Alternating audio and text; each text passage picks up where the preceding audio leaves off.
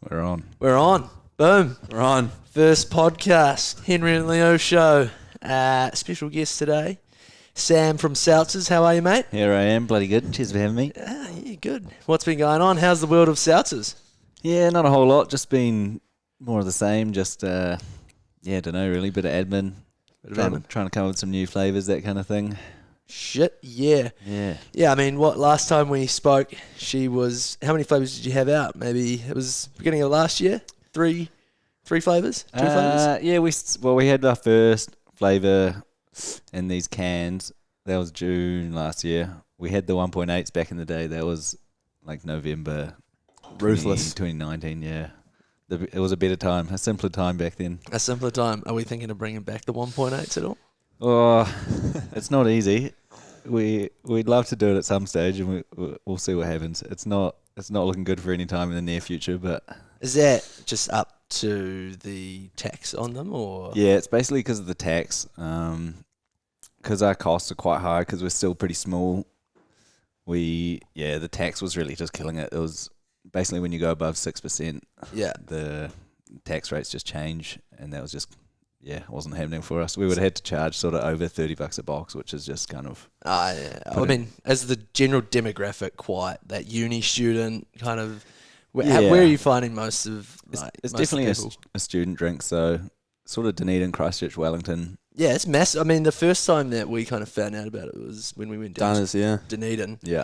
And it was just a craze. Everyone just into it, 1.8. Yeah, Dunners when we had the 1.8s was going off, because back then everything was pretty much all of these new sort of low sugar 10 packs were all 6%, so that definitely gave us the edge there. The students, they want one thing. Yeah, well, we were down. It wasn't O week, but I did see during that O week time it was pretty stacked, like pretty busy. Everyone seemed to be buying them. Do you notice during that period of time, like you're like, fuck, I got to keep up, or is it generally quite just you've got your certain amount of stock and it keeps you through? We generally plan, like obviously those O weeks are huge weeks, or like a month even, because they're sort of staggered throughout everywhere. So we plan to have a lot of stock, just in case. And then it's sort of hard to read how things are going to go. That like the last O week this year, there's just 10 times as many products out now, like, of these sort of things. Anyway, how do you stay in front? I'm not sure that we do. I mean, from a consumer point of view, there seems to be something new coming out kind of once every couple of months. Yeah. And once every summer, eh? Just anytime you go to a boozer. Yeah, easily. I mean, new RTD. It kind of started off, these sort of lower sugar things started off kind of with smaller people starting out, smaller companies. And now that obviously bigger companies have seen that that's working, they're all pretty much trying to do the same thing and trying to do it better. And they'll just keep trying until they get that market share, basically. I mean, they've just got the money to just keep trying things until it works. They're just going to keep putting products out. So there's just going to be heaps keep coming out. So it's pretty hard to try and stay sort of on top of that and trying to stay in front. We basically... like sort of the biggest thing for us is going on the flavour. We're just trying to make the nicest tasting one, because I think eventually that's sort of what it comes down to, is the taste. Yeah. Obviously marketing, branding, all of that is huge, is like crucial as well. But at the end of the day, people are going to buy what tastes the best in the end. Yeah. You were saying that, those big companies trying to like dominate market share, would you kind of look in the future at trying to sell to a bigger company like that, or sell a percentage, or is that... It's not something we're looking at now. It's hard to say what will happen in a few years' time or whatever. Yeah. It's happened to other companies like us, I guess, that have been bought out. And some of the money, depends what the money is, I guess. Some of them get pretty crazy amounts of money. But it's definitely not something we're looking at doing now or anytime soon. We're pretty happy plugging away and keep spitting out a few more drinks and see how we go over the next year or so. Yeah, I mean, what we were talking about, kind of where it all began, kind of. Yeah, there's a future and then there's a past. So like, how did it all begin? Like obviously it's you, Jamil, and then Yeah, so it's mainly Jamil and I. There's another guy involved, Heis, who's he's sort of got a small share. He just does a bit of photography, bit of marketing, and sort of helps out here and there with the odd jobs. So we're all from Motueka, just out of Nelson. Jamil and I went to school together, and sort of did bits and pieces when our separate ways overseas and stuff. And then it was mainly Jamil's. Well, it was fully Jamil's idea. He'd kind of been in the States, seen similar drinks. White Claws. White Claws, Our yeah, favourite exactly. over the States. Yeah, big fans of White Claws. Oh, don't mind having a go every now and Yeah, again. they go alright, eh? Yeah, they're not too bad. So yeah, Jamil came back from the States, had obviously seen that it was a big thing over there. In New Zealand at the time, part-time rangers had sort of just started to kick off with their first flavour. And that was sort of still fairly small back then, but kind of picking up traction pretty quickly. We personally weren't huge fans of the taste of them. They were sort of, you could get through a box of them and there wasn't much sugar in, which was awesome, but the actual taste of them wasn't quite as refined as it could have been back then. Yeah. So we sort of just thought we could do better, wanted to do better. So then we started off. We started off in bottles. Did a 9 mixed pack, 3 flavors, which Saw was that. a questionable move. Very humble beginnings, though, because Yeah. you guys were selling them out of a van at one stage. Yeah, we traveling were- up and down the coast. There was a lot of miles. Put a lot of Ks on a few different vans. Yeah, so it was pretty tough at the beginning. That 9 mixed pack was a disaster, really. We thought we could do better, but we couldn't initially anyway. So that was a big struggle, just trying to put in a lot of work, but not really that useful work. Just hard hours driving around, and it wasn't a good time. It's something that you kind of sign up for when you get into a fresh new idea, Yeah, kind of trial and error. yeah. Obviously, when you're thinking about it, Yeah, in you your head, go. you're hoping it's all going to be perfect, but It's never plain sailing, eh? yeah. But now 154 stores now in NZ. Yeah. 1,000. Is that what Almost the a website thou- says. Website. Got it from the Nice, website. Oh, nice. can I trust the website though? We might be looking at a couple more than that now. It's it gets updated every couple of weeks or so, or even longer, depending on what we're up to. Yeah. But yeah, something like that. So we could have a lot more stores, but we're getting there. We're heading in the right direction. Yeah, what's the process like getting your drink into kind of, a liquor land or a super liquor? Is it quite like hard, or is it generally quite straightforward? Yeah, it sort of depends. It used to be easier when there wasn't so much. Now that there's hundreds of options, it's getting really hard to get into shops. Especially kind of Auckland particularly is really hard just because there's so many sort of corner store type liquor stores that are just tiny. They don't have the space to stock everything. So that's pretty tough. Back when we first started, it was definitely easier just because there wasn't much in the low sugar RTD space. So they were sort of almost looking for new options or happy to give them a go. Whereas now they've already got 50 of them in the fridge, so they're not really keen to put another one in there.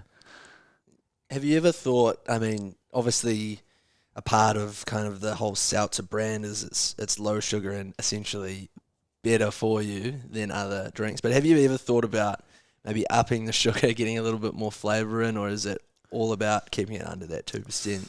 Yeah, it's a bit of a trade-off. Like the pear one we brought out, we actually put it up to 3% just because we wanted to get it tasting as good as we could, and to do that we had to put a little bit more natural sugar in there. So the pear is less than 3% sugar. It's kind of hard to find that balance, I guess. Like a lot of the other ones have a bit more sugar, some of them have a bit less. And it kind of, the trends kind of changed a little bit. Like there has recently, people have gone back towards slightly more sugary drinks a little bit. It depends on where as well. Everywhere in the country is kind of different, and so it's a bit of a gamble, I guess. We're not quite sure what the best way to go is, but Would you say Auckland's leans towards being the healthier, less sugar, or they are more inclined to having a little bit more sugar in the drink? it's pretty split up between even regions within Auckland. It's all kind of all over the show. I think I mean, mainly for us, our market students. Yeah. So yeah, the big ones are kind of Auckland unis is a little bit harder because everyone's more spread out. But the likes of Dunedin, Christchurch, Wellington, everyone's pretty in the central area. Yeah, it's just sort of one spot. And so I think last year was a lot more low sugar. I mean, it's still low sugar is still huge, but yeah, I think they have noticed a few more people sort of going back to the likes of cruises and that sort of thing. I mean, I don't think we'll ever put out something like that. It's just sort of not really what we want to do. Fair enough. We basically model these around. We make them to our taste, I guess. Yeah. Which obviously isn't everyone's taste, but we're just going to keep making them to our taste. Makes it fun for you guys taste testing them, right? Yeah, exactly. You don't want to be making something you don't like. So Yeah, talk us through that. The old taste. Yeah, well, Jamil's the master magician in the kitchen. In the lab. There's the first one, like the 1.8s. We sort of put a lot of work into that one together. Jamil was up in Auckland then, so it was easy to kind of do it together. But yeah, generally Jamil's in the South Island and I'm up here, and he's pretty much does all of the sort of formulation. It's not the most elaborate. It's not the best setup, but basically get a whole load of samples, different juices, different flavors, and literally just mix them up on some little scales, point scales, and put them in a soda stream. Love it, eh? Soda stream, that's a favourite part. So yeah, it's pretty hoary, but it gets the job done. Classic. It's hard to know. We recently invested in some $50 scales. Nice. After making 4 drinks. So yeah, we really That's massive. On the up. And where's your lab? Is it down in you guys placed down in Motueka or? Yeah, the head office is actually Jamil's dad's house. Lovely. He's got a nice little organic orchard down there. Oh, lovely. So Jamil's parked up there in the lab. Like it. Some big businesses started out of, dad's houses. Look at Apple, Steve Jobs out of the garage. Yeah. So, I mean, it makes sense if you're living for free or cheap and save your costs, put your money into the business. Yeah. Exactly. Keep it going in. Very unorthodox, but I like it. I mean, you guys produce something pretty good, but, obviously your best, what would you call as your best flavour? Look, one that's hit the most, your favourite as well. What's your favourite? And then what's the market favourite? Yeah. I mean, my favourite kind of changes, to be honest. I think at the moment my favourite is the pamplemousse, pink grapefruit. Oh yeah. That one's been pretty rocky. That one's definitely not the most favourite. We've actually done some tweaks in the latest batch, so it's tasting a little bit nicer now. But the Spaceman, the lime and elderflower, seems to be the go-to. Yeah, it is the goal. It's always been our biggest seller. Eh? Was that the original flavour? This one? Well, when they were 1.8s, it wasn't the Spaceman can, but it was lime and elderflower still. Yeah. And then yes, pretty much the same flavour. We just managed to make it a little bit nicer with less alcohol. It wasn't quite so overpowering. But yeah, pretty much the same as the 1.8. Decent. Wanted to touch base a little bit on, obviously, I don't know if it's on the can or if it's on the box, about there you go, 10% of our profits go towards saving marine life. How does that kind of work? Is that a monthly thing you guys are doing, or do you know? Yeah, I mean, so the first year or however long, year and a half or so, we were losing money, so we didn't have any profits to worry about. Now we've managed to sort of break even. We've managed to pay off all those costs that we were losing money, all the mixed box disasters. So we've recently started doing some grants. We kind of thought for quite a while about donating. There's obviously a few New Zealand charities that do work with marine conservation, or overseas charities. So we thought about that. But there was nothing that we could find that we were really that happy to give to. Like, a lot of them didn't feel that useful. It sort of some of the things like cleaning up a beach or something is good, but it's kind of a short-term thing. It's not really, making a difference long-term. Or some of those charities, it was just a bit unsure to see what our donation would do. So we came up with the idea, or a friend of ours actually gave us the idea of putting out some grants. So basically now we've just given 15 grand, split up between 5 people, basically doing marine conservation work. So some of them are students, some of them are older, either researching or on sort of expeditions. Yeah, basically people who are kind of keen to pursue Out there doing it, out there doing it, making a difference, hopefully. You beauty. That's it's super cool, like because you guys are brutally honest as ever. I had no idea what to do with the money, but then Michael, your mate, right? He's out there doing his expeditions and all that. So Yeah, exactly. So he's done heaps. He's awesome with all of that stuff, and he's a good friend of Jamil's. Jamil went to uni with him, and so he's been kind of partially involved with Seltzers. He quite often like helps us out if we have questions about anything to do with that side of thing. yeah, Or getting photos and that kind of thing. He's just helps us out here and there. yeah. So yeah, it's awesome that we can now finally, after a couple of years, we can finally actually do something with that money. Because there's quite a few people now doing 10% of profits going to marine life, and that profits thing is pretty vague because that can be after you pay yourselves, all of that sort of thing. So we actually still haven't made a profit. So we don't technically we don't have to donate anything, but like we could afford to give something away. So we've decided to do that now, just because it's cool to be able to do that. Mint. Puts a tear in my eye. Man of the people. It's good though, because a lot of businesses these days, young and upcoming, they try to think of the sustainable side of things. So, I mean, yeah, you get people that are. It's obviously probably a marketable thing to be like, 10% is going towards some kind of like wildlife conservation. Yeah. And then when you really get down to it, it's like, fuck. yeah. 10%'s a lot. Yeah, exactly. Like- I mean, there definitely is that side of it, that it is a marketing thing, and that it can kind of mean however much you want it to mean. It can not mean anything if you don't want it to. Yeah. But yeah, 10% is a lot, especially for a big company making a whole lot of money. Then it's a lot of cash.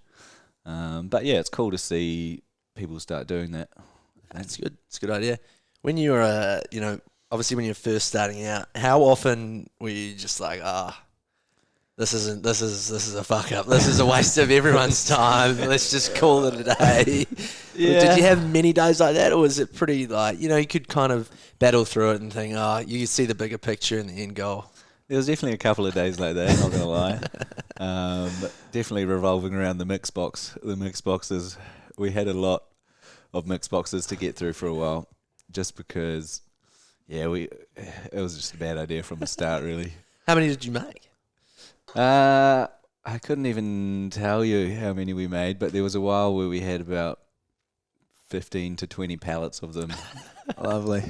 Probably, I don't know how many. There's 2,000 to 3,000 boxes or something. Holy shit. Sitting there that nobody wanted. Stores wouldn't take them. We were going into stores to ask how they were going, and they were telling us to take them back. They weren't selling them. So we were just getting more and more, which was awful. What was the process in getting rid of them? It was just a lot of grind, a lot of pushing, a lot of going in liquor stores, doing tastings, guilt tripping people into buying them. Palmed a lot off to mates and drunk quite a few of them. So I'm pretty sick of the mix boxes now. I think I'm responsible for drinking at least a pallet. That's what we like to hear, though. It's good effort. At least you're making good use of it. Yeah, exactly. Better than throwing them away. Definitely a good way to get the brand out, at least, though. Yeah, all of my friends are sick of them as well now. Even trying to give them away for free, they don't want them. Well, that's the thing. Like, are you guys just keep drinking them, or you always have to tackle it in something else, or Yeah. like if you go on a night out, are you going straight to it? Every time. Every Yeah. time. It's hard to say no. Yeah, right. If I'm out somewhere, I'll grab a beer or something. But if I'm having a big night, then box of seltzers is a good way to start. Box of seltzers. I saw you guys were I can't remember what festival it was, but it was a festival of some sort, and you guys were the main drink of choice, or the only drink, I think it was. I can't remember what the festival was called. Yeah, we Recently. did a recent little thing with rookies. So they're a couple of girls. They were sort of through friends, basically, and it was their first event. They'd sort of worked in the industry before, I guess, but then they kind of wanted to go out by themselves. So they did this cool event. It was just at Ellerslie in Auckland. So it was a little bit niggly just to do with their license terms. They couldn't really advertise it full on to the public, so it was just kind of not a private event, but it was kind of friends of friends. So I think it was about 250 people in the end.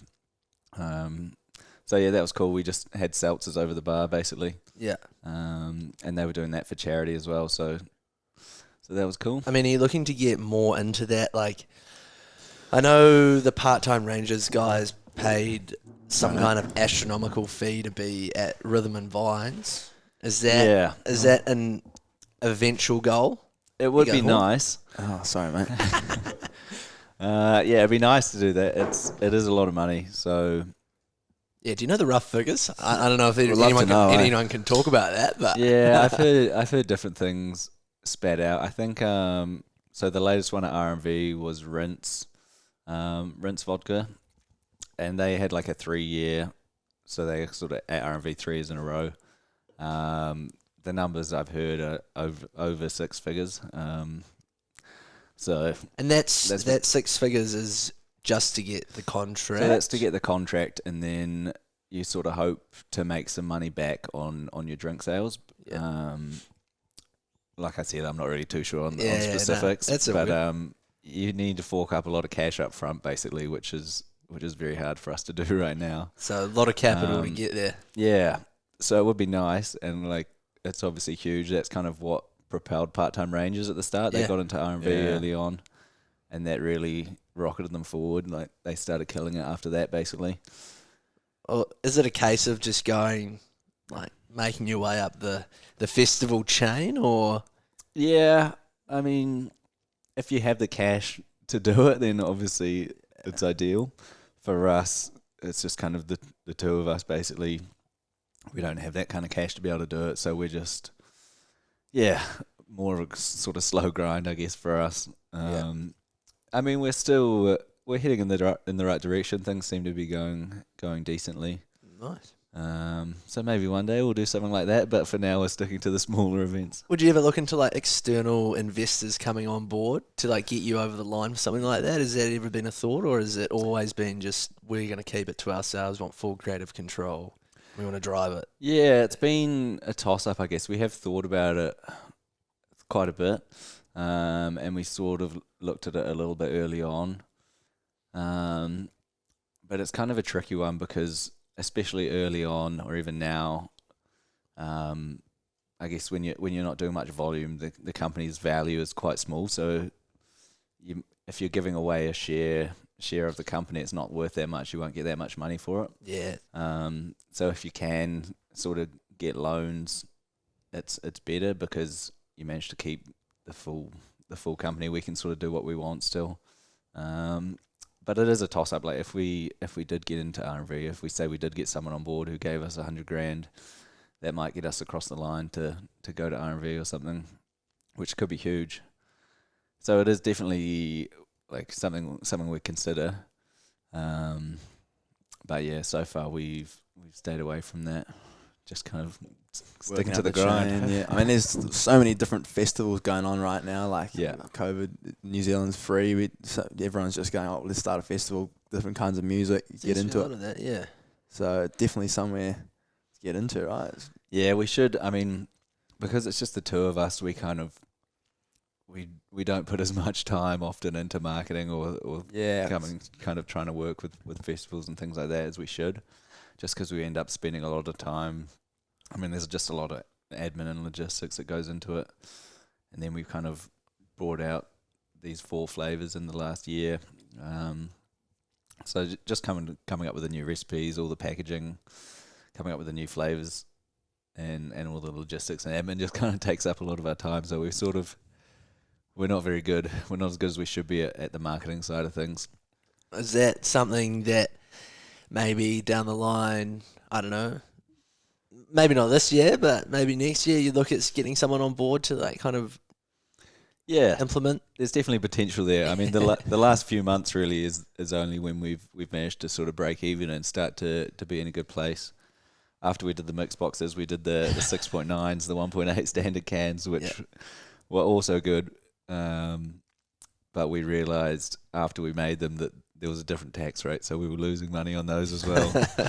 So at least those ones were selling, but every time we sold a box, we were losing money, so not ideal. But yeah, they definitely, it was a sort of step in the right direction. And then, now the last few months, we're getting to a point where we sort of are making a little bit of profit there. So yeah, there's potential for us to hire someone. If there's any good marketers out there, there you go. I'm actually in recruitment, mate. I could hook you up with someone pretty good. Well, it's just so massive, Marketing, like you look at POWs and it's a very, very big part. It's huge, especially of creating a consumer product. Yeah, but obviously, you fully understand that you got to create a good product before you are able to market it out to the world. Otherwise, you're just pushing out. Yeah, I mean, if you can do both, it's great. Like, PALs, like you said, they've done everything very well. Basically, like good packaging, good drinks, good marketing. But obviously, Anna and Jay Reeve both have a bit of an influence background. Yeah, for sure. They've got a bit of a background, I guess. I suppose they probably had a better sort of starting platform than we did, but they've done everything like incredibly well, I guess. So, they're obviously huge right now. Yeah, they are massive. They're definitely getting into more and more festivals. I think I saw you at Summer Classic, and that was the drink there. Yeah. Pretty big. It was a good night, that one. It was a massive night. Did I see you there? I think we crossed paths once or twice. I think I made it up to Matakana, but I couldn't tell you. Good night. Yeah, so PALs, they're not huge with students, so it's kind of a slightly different market. I guess they're 5%, definitely aimed at sort of, not so much a student drink. They're, they've got a wide market. You can just tell by the flavours as well, like gin and cucumber. That's your Scarfy's not going to pick that up and be like, fuck yeah, gin and cucumber. That's a bit of me. Yeah, exactly. So it's a slightly different space, I guess. I mean, the student market is massive, but at the same time, it's only sort of 18 to 24, 25-year-olds, whereas POWs have kind of got 20 to 50-year-olds. They've got. I mean, it's a huge market. Well, my family Christmas had POWs. I was like, exactly. You're kidding. This is. So how do you how do you get one of these to become more marketable to the? Well, you don't want to say older, but it's a hard one. I mean, it's hard to appeal to everyone, obviously. So there's potential to, bring out sort of a different range instead of like we've got the packaging now. All our flavors kind of have the same branding, same look to them. So there's potential to bring out like another sort of style of drink, I guess. So something that would be separate from this. Yeah, potentially. I mean, there's a thing like most of the student drinks are kind of 6%. Yeah. And then things like POWs are 5% because priorities are obviously different for different people. Students want one thing, they want to get drunk. And then things like POWs, they're obviously marketed different. They're 5%. They're kind of a lighter drink. We are thinking about bringing out sort of a slightly different range, maybe something a little bit lighter. But for now we're just kind of focusing on these. I mean, we've obviously still got a long way to go before it's not like we've nailed these. So we want to keep pushing them out there and try and get a bit more market share before we start focusing on something else, I guess. I mean, personally, in our friend group, prior to going to Dunedin, no one drank these, and then we kind of came back and we're like, fuck me, boys, these things are fucking awesome, mate. Like, give them a go. And, now you see more and more people turning up, your drinks or your party. Nice. Got a box of them. Like, these are decent. They are slowly getting out there. Just kind of getting into more shops. Yeah. Could be huge for us. So at the moment it's like 150 to 200. There's how many bottle stores? There's like 1,000 or something in NZ or something crazy. Yeah, more than that. I think there's about 1,000 in the whole Auckland region even. It's ridiculous. So that's sort of one of the things holding us back is that we're not in that many liquor stores. So that's going to be a big focus sort of over the next few months before summer, basically trying to get them a lot more accessible, because if you can't buy them, Exactly. people don't really go out of their way too much to go and find them. Obviously, some people will. But generally, if you go to your liquor store and they're not there, you just buy something else. Yeah, fair enough. I mean, will you look at doing a semi-big marketing push before summer? Obviously, probably you think Seltzer, you think generally like, sunny, beach, Yeah. warm Yeah, weather, that kind we're of shit. definitely going to put some work into trying to a bit of marketing. We'll see what happens, but yeah, definitely making them a lot more accessible. We'll hopefully be into a few more shops by then. We'll do a bit of a marketing push. Yeah, we'll see what happens for summer. Shit, yeah. Grind away in the winter and then Get ready for summer. Yeah, exactly. Yeah. Obviously, I'm assuming that summer's more popular than winter in terms of sales, or? Yeah, kind of December, January are pretty big months with sort of people being on holidays and all the festivals. Everyone's there's a lot of drinking in December and January. We also like February is big as well with O weeks, and then sort of June, July, mainly July for Rio weeks is big again. For us anyway, because it's kind of so student oriented. I was going to say, Jamil must have it easy down in Dunners and Christchurch running the show down south. It's so popular, but Yeah. We're fucking killing it down here, mate. What are you doing up there? You've got it hard up in He's doing Auckland. well, isn't he? Yeah. Well, Look at my sales compared to yours. I'm gonna have to go. I'm going down to Wanaka for winter just to get away from it. Then you can't give me shit. Yeah, exactly. There you I was go. actually going to ask you, like, Seltzers, building your brand must take up a shitload of time when you're not in the Seltzers kind of headspace and work and all that shit. What do you want to, like, what do you get up to in your spare time? You said you were going down to Wanaka to spend the winter snow season. Yeah, that's the plan. We're still looking for a house. Jamil's trying to move down as well. There's a bunch of us who are kind of trying to find a house at the moment. So hopefully we'll move down in the next sort of month or so. Jamil and I basically, we just work from home. We do sort of just sitting behind a screen most of the day, a lot of admin. Don't do much in my spare time, bit of hanging out, a few drinks, bit of football on the weekends, bit of skiing when I can, hence the move to Wanaka. Nice. Yeah, I guess you'd be able to get into a fair bit more when you're down there, right? Yeah, that's the plan, eh? We can sort of, it's ideal being able to just work from home. It's pretty chill. Obviously kind of choose when we do things. A bit of skiing down there. Yeah, so good. You're not tied to any place. Like, you could just laptop, phone, go Pretty hard. much, yeah. While I'm in Auckland, I kind of go around pretty much every week. I'll go sort of to a few shops for a few hours or just kind of do the rounds, either trying to get into new shops or just kind of, checking up on the shops where we do stock them, see how they're going. Because it's pretty important to kind of keep those relationships, especially with the bigger shops.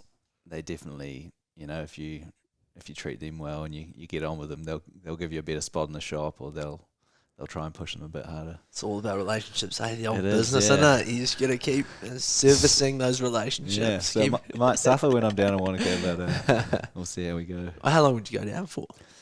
It sort of depends. Mainly for skiing, so sort of 3 months or so, a little bit less, but depending what we get with the lease and stuff on houses, maybe longer. Who knows? Seltzers HQ down in Wanaka. Yeah, it's gonna be Winter HQ. satellite office. I'll have everyone drinking seltzers up on the slopes. Yeah, for sure. Be good. Yeah, fuck hell. That'd be probably quite hard, seeing as everything's extremely overpriced on the mountain, from what I've heard. Wouldn't be a bad shout trying to sneak it in there. Shout. I haven't talked to any ski fields. Probably all got pals, but Yeah. Fucking pals. bloody pals, eh? It'd be the death of me. Bloody powers. Not out. There's obviously like an end goal for seltzers. Yeah, we haven't really thought too much about Sky's the limit. Oh, It was more just sort of neither of us were up to that much that we were that excited about, and then Jamil had the idea of doing it. I had a bit of cash saved up, and we thought we'd give it a try. End goal, we don't really have one. We just want to kind of keep pushing like we're doing all right now. We've a lot better than we were, but there's obviously still a lot of room to get better and to sell more. So yeah, we'll just keep slogging away. I don't know what the end goal is really. Yeah. Yeah, just keep going, see what happens. And the merch, like you're wearing Yes. you're wearing your spaceman hoodie right now. have to. Mate, I've worn the orange monkey one. Oh yeah. A fucking fair bit. Great hoodie, by the way. Probably one of my favourite hoodies. Probably Nice. it's been my go-to thus far this year. But you like the colour, don't you? Yeah, I do. I like its vibrant, it's quite stand out out. there, You the know, yellow walking one. through. Oh, Yeah. fuck. People see it. Yeah. No, well, is it more for publicity or? I mean, it's a cool.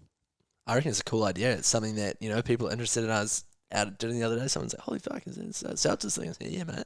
Good I didn't know they design. sold merch. It's like, yep. Yeah, it's the merch for us. I mean, it's just kind of getting the brand out there. I guess it's not something we make money off, but we do put a fair amount of time into it, into making stuff. We don't want to make like a lot of alcohol brands make kind of pretty trashy little like one-time use type things, like little crappy bucket hats that you might wear once and then throw in the bin, or like just little.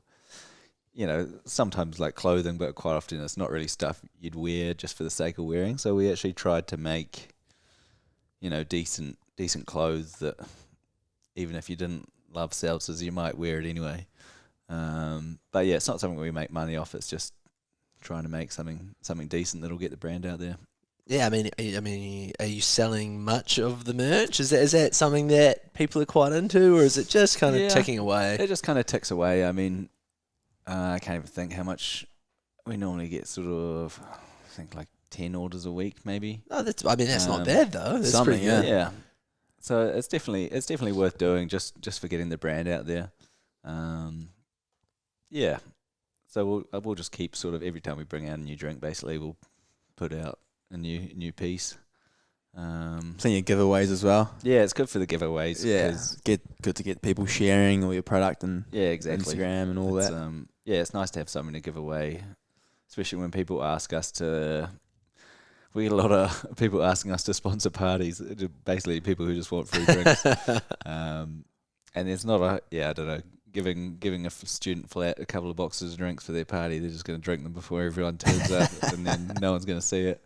Whereas if we can give them a merch voucher or give them some hoodies or something, at least it's going to hang around. People are going to see it. It's something a bit more value. Just talking to a couple of people at dinner the other day, they're like, "Fuck, I'll be keen on a bit of that." Like, is it something that you'd put more time into?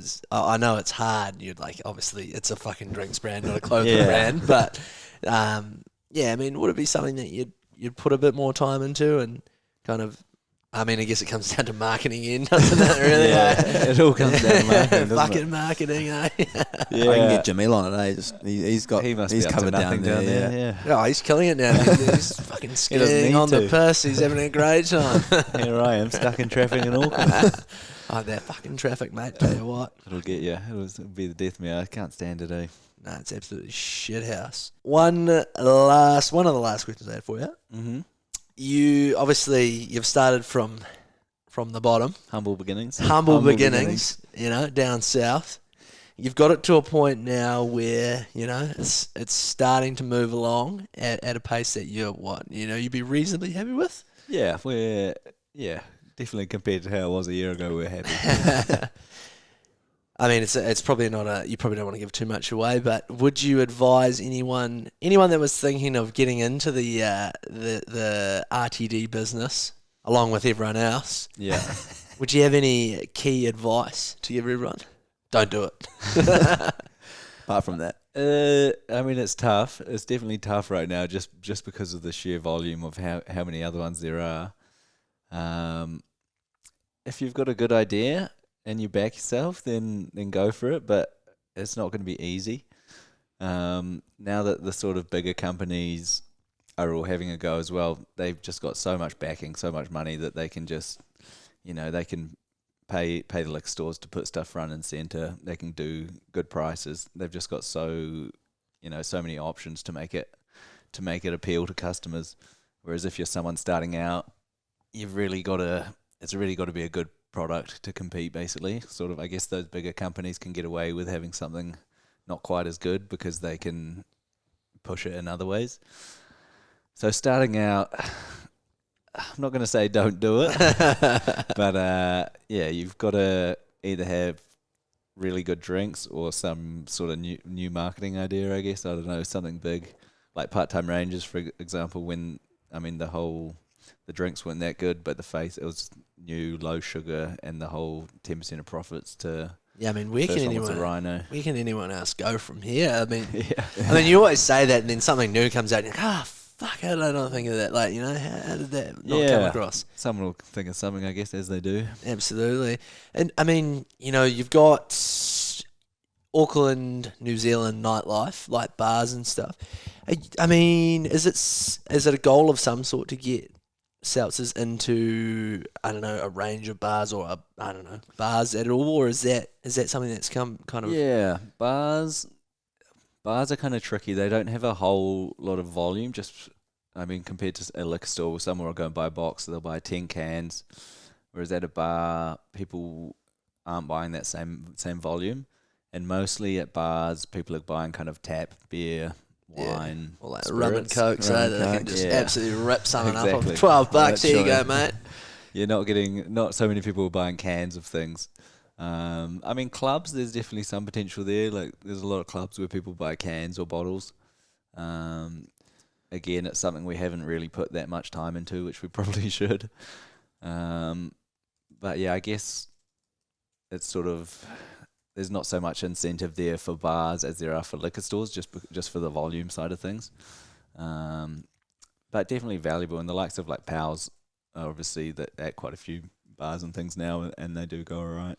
Got their massive pop-up bar in the viaduct. Yeah. Yeah, I haven't seen it actually. Hey, that could be you. That could be you. One day maybe. One day. It'll happen, I believe. Yeah. 2021 it'll be our year. Maybe 22. We're getting a bit late now.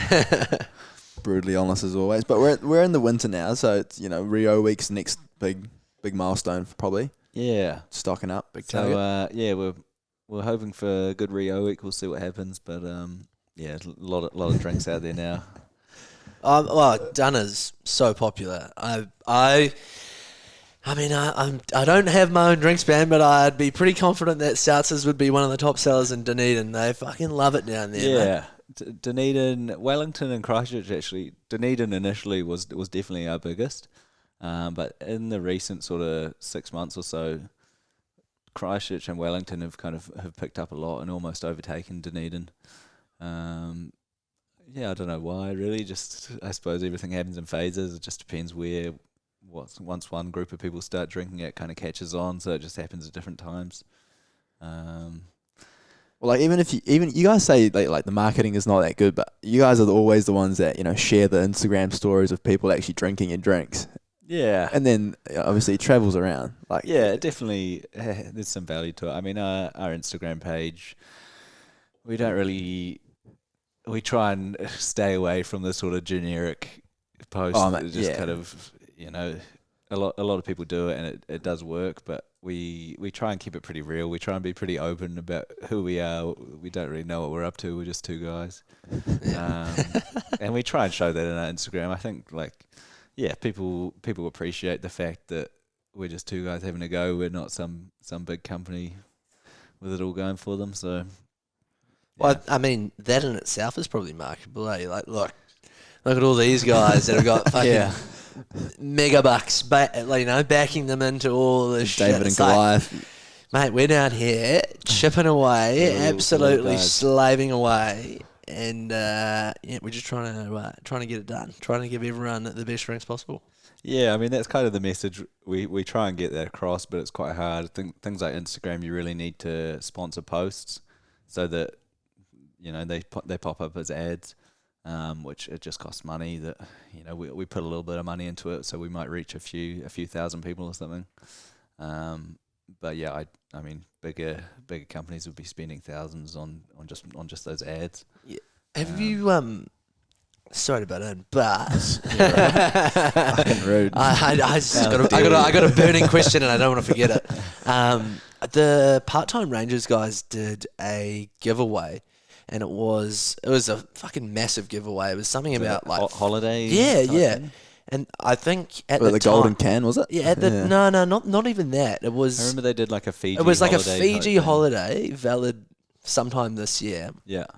and their social media following was good. It was healthy. I think it was at like 25K or something. Yeah. And it basically went up 10K in like Yeah. I 5 do to remember 7 that days. as well. Like, so as like, I mean, I don't know how valuable it is having like, I don't know what the ROI of having more Instagram followers is, or Yeah, neither. it's like who knows? It must be good though, right? It must be good. I mean, if you've gone from let's just say they had 22 and they went to 32, like is that going to make a massive impact on the sales? Or I mean, that's a great way to get your fucking brand out. Like those guys, everyone sharing on the story on the 10,000 comments or whatever it is, like.